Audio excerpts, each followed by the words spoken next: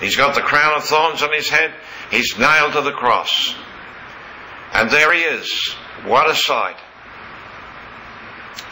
I was preaching to 1,000 Catholics in the Philippines a few months ago. And it was an amazing time. This was charismatic Catholics. And I want to tell you, I appreciated their worship far more than I have appreciated worship in most churches I've been in. They were real. It wasn't a hoopla session. It wasn't, everybody jumping and everything else, and the drums just about, breaking your eardrums as well. They were just so beautiful. That worship just flowed across that whole congregation. Nobody on the platform, nobody leading, nobody with any great music. They had just a small instrument there, but it didn't make a whole lot of noise. But it was the people that were worshiping God. And that went on for about 20 minutes with nobody out the front. Nobody saying, do this, now we're going to sit down, now we're going to stand up, now we're going to sing this, now we're going to do that. No. This was orchestrated by the Spirit of God. They were worshipping the Lord. Catholics, oh Lord, help us. And so, Jesus Christ is on the cross. Well, the time comes, of course, when he says, it is finished. And then he does something. He says, Father, into thy hands I commend my spirit. And the spirit left his body. And he's dead. He's dead. You see? Just like anybody else will die. When the spirit leaves the body is dead. But you see, here's the problem. The next day was a holy day for Israel. Therefore, the bodies of these three men had to be taken down off the cross before sunset. Before sunset. So, of course, late in the afternoon, the soldiers come. Because they have to certify that these three men are dead. Well, they come to the two thieves first and find that they're still kicking and screaming and carrying on. So they break their legs, and the shock of the breaking of their legs, of course, brings death. So they're dead. And the soldiers can guarantee they're dead. But they come to Jesus and they said, one says to the other, hey, look at this. He's dead already. Now, I'm told, according to history as I read it, that there have been very healthy men on those crosses can last for 3 days before they die. 3 days. But he's dead in 3 hours. How come? Because he said, I've got power to lay down my life. No man takes my life from me. I've got power to lay it down. I've got power to take it again. So do you. Every one of you have the same power. Oh, yeah? Yes, sir. You have the same power. Why?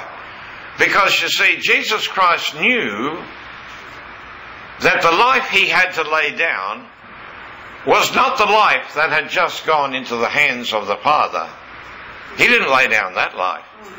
That, he just said, Father, just look after my spirit just for a little while.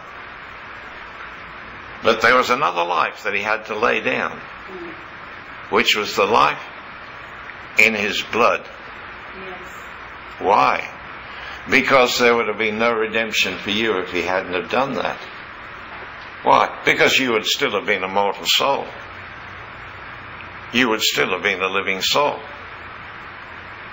So what he had to do was to actually pour out his blood. So, there's, that old song, there's power in the blood, wonder-working power in the blood. And, I've heard and been in some churches where they couldn't stop. They just went on and on and on, kept on singing and singing and singing. And I said to somebody, listen, what is it, what is this blood that cleanses you from all sin? Oh, brother, that's the blood of Jesus on the cross, the blood of Jesus. I said, listen, that was mortal blood. That surely couldn't save you.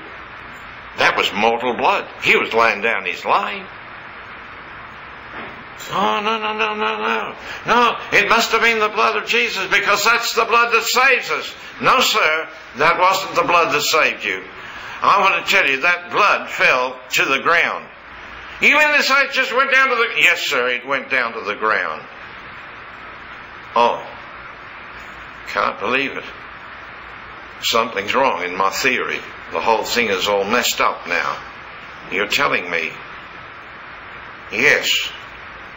The soldiers saw that he was dead, but they couldn't go back to the prosecuting people, whoever they were, and guarantee that he was dead. He could have been just, swooning. He could have been maybe unconscious or whatever. And he maybe could come back to life, because, he said something about on the third day he could rise again. So we're going to be absolutely sure. So what did they do? They took a spear, and they put their spear up through his side and into the pericardium, around the heart. And when they pulled that spear out flowed blood and water. And they knew he was dead. Because at death, the fluid, the water, if you like, and the blood separate. And that was the guarantee that he was dead. And the last drop of blood was in that sack in his heart. And it was poured out. In the Passover feast, just before the cross, Jesus Christ, he took that bread, a loaf of bread, and he broke it and said, take, eat. This is my body that is broken for you. For you. And you. And you. This is my body that is broken for you. I want you to eat of it. And Jesus Christ said in John chapter 6, if you eat my flesh and drink my blood, you'll live forever.